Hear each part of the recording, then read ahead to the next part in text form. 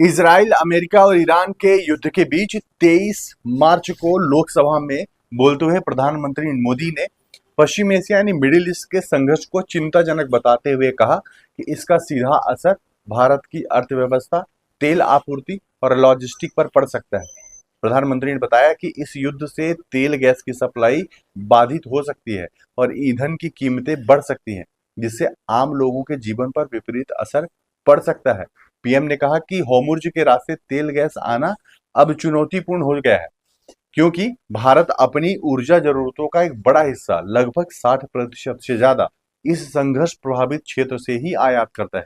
लेकिन भारत सरकार इस स्थिति से निपटने के लिए सतर्क और संवेदनशील है। सरकार तेल गैस की आपूर्ति सुनिश्चित करने के लिए सभी विकल्पों पर काम कर रही है और प्रभावित क्षेत्रों से वहां पर जो भारतीय फंसे हुए हैं उनकी वापसी, सुरक्षित वापसी पर जोर दे रही है। प्रधानमंत्री ने देश को भरोसा दिलाया कि सरकार पेट्रोलियम और आवश्यक वस्तुओं की निर्बाध आपूर्ति के लिए हर संभव प्रयास कर रही है और मिडिल ईस्ट से अलावा अन्य जगहों से भी प्रयास कर रही है। प्रधानमंत्री ने पश्चिम एशिया में चल रहे संघर्ष को चिंताजनक बताते हुए भारत पर पड़ने वाले आर्थिक प्रभावों के प्रति सतर्क रहने की बात कही। उन्होंने कहा कि भारत ऊर्जा सुरक्षा बहुत मजबूत है।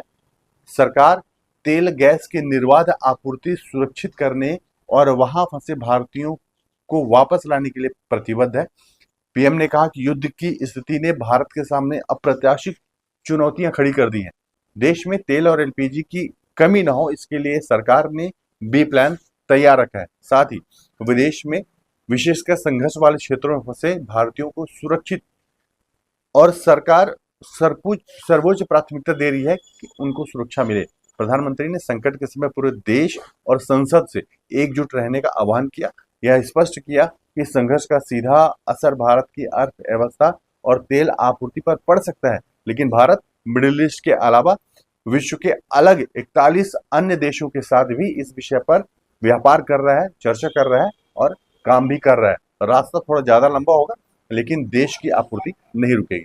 क्या कहना प्रधानमंत्री के इस संवाद पर कमेंट करके जरूर बताएं।